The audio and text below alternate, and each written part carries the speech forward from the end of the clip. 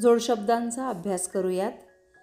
मराठीत काही शब्दांची पुनरावृत्ती होऊन जोडशब्द तयार होतात। उदाहरणार्थ पहा, समोरासमोर, लालेलाल, भारंभार, हळूहळू, गडगडाट, कटकट, धडधड, फडफड, मुळूमुळू, धाडधाड, कणकण या शब्दांमध्ये आधीच्या शब्दाची पुनरावृत्ती झालेली आहे, म्हणजेच आधीचा शब्द पुन्हा आलेला आहे।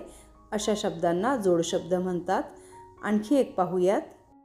काही वेळा पहिल्या शब्दाच्या अर्थाचाच शब्द जोडून येतो। उदाहरणार्थ पहा, ओढाताण, आसपास। काही वेळा दुसऱ्या शब्दातील फक्त एखादे अक्षर बदलते। उदाहरणार्थ उपासतापास, थाटमाट, अर्धामुर्दा। हे सगळे जोडशब्द आहेत। लक्षात घ्या, जोडशब्द आणि जोडाक्षरयुक्त शब्द यामध्ये फरक आहे। या व्हिडिओमध्ये आपण फक्त जोडशब्द अभ्यासणार आहोत।